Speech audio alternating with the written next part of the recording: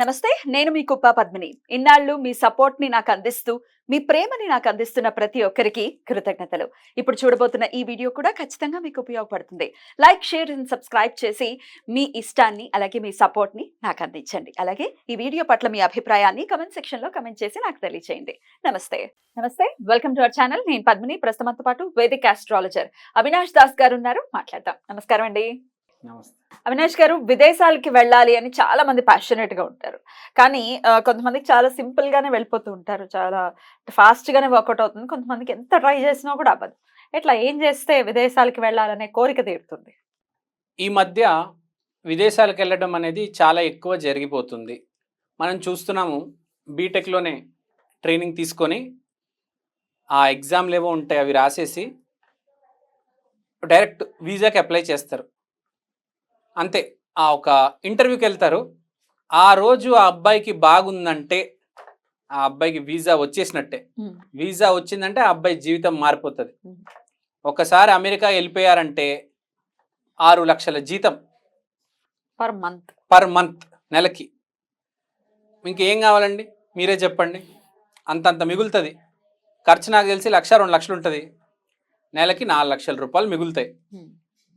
So ఇంకా కోట్లే చెప్పుకోవాలంటే. అలా కోట్లలో వాళ్ళు తేలుతారు.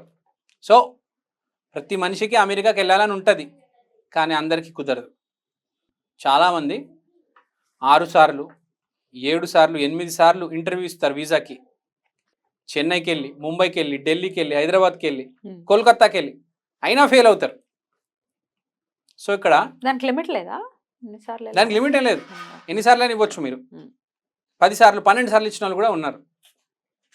కొన్నిసార్లు అయితే ఒక స్టూడెంట్, నేను విన్నాను, 80% వచ్చింది బీటెక్లో, అతన్ని రిజెక్ట్ చేశారు.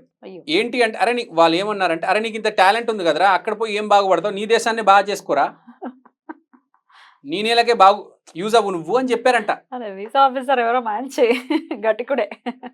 లేకపోతే నిజంగా మార్కులు రాకపోతే నీకు ఇక్కడే రాలేదు, అక్కడికి వెళ్ళి ఏం చదువుతావు అని అడుగుతాడు.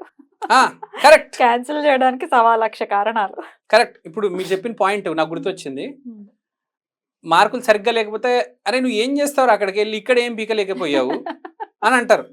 బాగా వస్తేనేమో అలా అంటే మిడిమిడి జ్ఞానంతో ఒక మాదిరి అకాడమిక్ రికార్డ్ ఉన్న వాళ్ళనే బేసిక్గా వెళ్తున్నారు, మనం చూస్తున్నాం. బేసిక్గా టాపర్స్ వెళ్ళడం రిజెక్ట్ చేస్తున్నారు, విన్నాను. సో ఇలాంటి స్టోరీస్, ఒక్కొక్క స్టోరీ ఒకరు చెప్తారు. నాకు ఆ స్టాటిస్టిక్స్ తెలియదు, కానీ ఇలా చెప్తుంటే జనాలు రకరకాలుగా వింటూ ఉంటాను. సో ఫస్ట్ ఆఫ్ ఆల్, ఈ వీసా కావాలంటే మనకు ఫేమస్ చిలుకూరు బాలాజీ టెంపుల్ అని వీసా టెంపులే అంటారు. చిలుకూరు బాలాజీ టెంపుల్ చుట్టూ ప్రదక్షిణాలు కొడితే వీసా వస్తుందనే నమ్మకం ఉంది. ఇది స్పిరిచువల్గా, ఆస్ట్రాలజికల్గా కూడా చెప్తాను. ఇప్పుడు ఆస్ట్రాలజీలో విదేశం అంటే 12వ స్థానం, 12వ ఇల్లు. సో 12వ ఇల్లు బాగుంటే మనిషి విదేశాలకు వెళ్ళడం జరుగుతుంది, లేకపోతే వెళ్ళలేడు. మనం చాలామంది చూస్తాము, లాటరీలు వేస్తారు H1B వీసాకి. నలుగురిలో ఒకరికే వస్తుంది, అందరికీ రాదు. ఇప్పుడు జాబ్ చేస్తూ ఉంటారు, ప్రతి సంవత్సరం లాటరీ వేస్తారు, వాళ్ళు రాదు. ఎప్పుడైతే 12వ స్థలం యాక్టివేట్ అవుతుందో, ఎప్పుడైతే 12th హౌస్కి ఎనర్జీ వస్తుందో, అప్పుడే ఆ లాటరీ రావడం జరుగుతుంది. అప్పుడే అతనికి H1B వీసా వచ్చి వెళ్తాడు. సో ఒక ఫ్రెషర్ వెళ్ళాలన్నా 12th హౌస్ స్ట్రాంగ్ ఉండాలి. ఒక జాబ్ చేస్తున్న వ్యక్తి వెళ్ళాలన్నా 12th హౌస్ యాక్టివేట్ అవ్వాలి.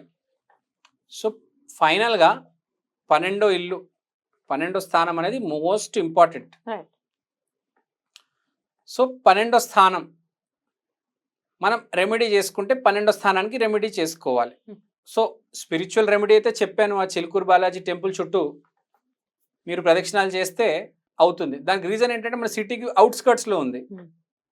అమెరికా కూడా మన దేశానికి అవుట్స్కర్ట్స్లో ఉంది కాబట్టి ఆ టెంపుల్ చుట్టూ ప్రదక్షిణాలు కొడుతుంటే పని అవుతుంది. That is the geographical reason. And ప్రజలకు నమ్మకం, ఆ టెంపుల్ చుట్టూ ప్రదక్షిణాలు కొడితే పని అవుతుందని. So other than this, what is the astrological remedy for 12th house? So మన 12th హౌస్కి రెమెడీ చూసుకుంటే చాలా రెమెడీస్ ఉన్నాయి. కానీ రెమెడీ అనేది ఒకటి మన ఇంట్లో అయినా చేసుకోవాలి, లేకపోతే మన శరీరం, మనం రెమెడీస్ చూస్తుంటే చాలా రకరకాల రెమెడీలు ఉంటాయి. కానీ ఒకటి వాస్తు అంటే మన ఇల్లు, ఒకటి ఆస్ట్రాలజీలో మన దేహం మీద డైరెక్ట్. Right. ఎందుకంటే వెళ్ళాల్సింది మనమే, నేను Right. As a candidate, as a student. So మన బాడీలో 12th హౌస్ అంటే అరికాలు. సో ఎవరైతే వేరే దేశాలు అమెరికా, ఇంగ్లాండ్, ఆస్ట్రేలియా, జర్మనీ వెళ్ళాలనుకుంటున్నారో వాళ్ళ అరికాలు క్లీన్ చేసుకోవాలి ఎప్పటికప్పుడు. 12th హౌస్ కదా, ఎప్పటికప్పుడు పొద్దున, మధ్యాహ్నం, సాయంత్రం, రాత్రి కూడా నిద్రపోయేటప్పుడు అరికాలు క్లీన్గా పెట్టుకోండి. క్లెన్జీగా ఉండాలి, తెల్లగా మెరుస్తూ ఉండాలి, నిగనిగలాడిపోవాలి. సో మన 12th హౌస్ పాడేందంటే మన కాలు ఎప్పుడు నల్లగా ఉంటుంది. వాడే అమెరికా తిడుతూ ఉంటాడు, మీరు చూడండి. ఎవడైతే కాలు నల్లగా ఉంటాయో వాడు విదేశాలని తిడుతూ ఉంటాడు. వాళ్ళది వాళ్ళది, ట్రంప్ గాడిది, ఆ దేశం మంచిది, అది ఏదో తిడుతూ ఉంటాడు. వాళ్ళు ఇజ్రాయెల్ వాళ్ళని ఇట్లా చేశారు, మీరు చూడండి. 12th హౌస్ పాడైపోతే బయట వాళ్ళని తిడతారు, ఎక్కడో వాళ్ళని. బయట వాళ్ళు తిట్టడం కంటే ముందు కాళ్ళు కడుక్కుంటే బెటర్. అంతే కదా, ఎవరో తిట్టడానికి ఏం రైట్ ఉంది నీకు? రైట్, చాలా బాగా చెప్పారండి. రైట్, హైజీన్ మెయింటైన్ చేయాలి కదా, హైజీన్ కూడా మెయింటైన్ చేయాలి. ఇక్కడ కూడా హైజీన్ వస్తుంది. సో మీరు చెప్పినట్టు ఒకసారి కాలు కడుక్కుంటే ఓకే. ఈ యుఎస్ఏకి వెళ్ళాల్సిన వాడైతే 3-4 సార్లు, ఒక పూటకు ఒకసారి కడుక్కోవాలి, పొద్దున, మధ్యాహ్నం, సాయంత్రం, రాత్రి ఫస్ట్. తర్వాత మన ఇంటి లోపల వస్తే 12th హౌస్ అనేది అటక. ఓకే, అటక క్లీన్ చేసుకోవాలి. రామబాణ రెమెడీ ఇది, మైండ్ బాగ్లింగ్ రెమెడీ. అటక క్లీన్ చేసుకోండి. అటక మీద చెత్త ఉండకూడదు, అటక మీద అనవసరమైన లగేజ్ ఉండకూడదు. ఎంతైతే అవసరం ఉందో అంతే ఉండాలి. ఉన్నదంతా ఇంటి అటక మీద ఎక్కించేయడం కాదు. కొందరు ఇంటికి వెళ్తే అటకలు మొత్తం ఫుల్ ఉంటాయి, ఏ పాత బాసన్లు, గిన్నెలు. మరి అటకున్నదే దానికి కదా, ఎట్లా మరి ఎక్కడ పెడతాం? సరే మీరు పెట్టారు, అవసరం మేరకే ఉండాలి. ప్లస్ ఉంటే ఎంతైనా పెట్టొచ్చు, కానీ క్లీన్ గా పెట్టాడు. వదిలేసి దాన్ని అట్లా చాలా మంది మర్చిపోతారు, బూజు పట్టేస్తుంది. సో బూజు పట్టేస్తే 12th హౌస్ ప్రాబ్లం వచ్చి మీ అబ్బాయికి వీసా రాదు.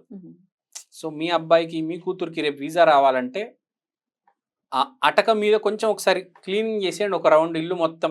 ఇంకోటి ఏంటంటే 12th house not only America and visa, మనకు 12th హౌస్ వల్ల స్పిరిచువాలిటీ, ఐసోలేషన్, మన దేహానికి కూడా చాలా మంచిది 12th హౌస్. ఎందుకంటే ఫస్ట్ హౌస్ సపోర్ట్ చేసేది 12th హౌస్ కాబట్టి ఈ హెల్త్ కొంచెం ఇష్యూస్ ఫేస్ చేస్తున్న వాళ్ళు అటకని క్లీన్ చేసుకుంటే దేహం కూడా క్లీన్ అవుతుంది. ఆ క్లీన్జింగ్ అనేది జరుగుతుంది. 12th హౌస్ అంటే ఇంకా అదొక దైవస్థానం, మోక్షస్థానం కూడా చెప్తారు. కాబట్టి ఇతను ఎప్పటికప్పుడు క్లీన్ చేసేయాలి. క్లీనింగ్ అంటే అలా మన అటకల మీద బూజులు ఉండడం కాదు, మెరుస్తూ ఉండాలి అటక. గోల్డ్ ఎలా మెరుస్తుంది అలా మెరవాలి అటక. దాని మీద గిన్నెలు ఉంటే గిన్నెలు మెరవాలి, దాని మీద బూజు, తుప్పు పట్టి ఉండకూడదు. ఎప్పటికప్పుడు గిన్నెలు క్లీన్ చేసి దించి మొత్తం సబ్బేసి దాన్ని క్లీన్ చేసి ఎక్కించేయాలి.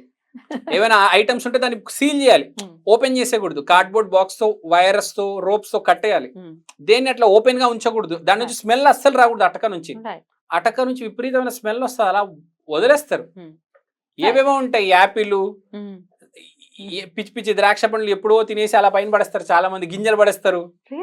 రియల్లీ ఇలా తింటారు, గింజలు పడేస్తారు అటక మీద. కొంతమంది విపరీతమైన స్మెల్ వస్తుంది, నేను చూశారు. చిన్నపిల్లలు ఉంటే అట్లాంటి ఆకతాయి పనులు చేస్తారు. అటక మీద ఏది ఇస్తరకూడదు, చెత్త గాని, పిచ్చి పిచ్చి గింజలు గాని. అటక చాలా క్లీన్ గా ఉండాలి, నీట్ గా ఉండాలి, ఎప్పటికప్పుడు దాన్ని మెయింటైన్ చేయాలి, సీల్ చేసి ఉండాలి, ఏదైనా ఓపెన్ ఉండకూడదు అది.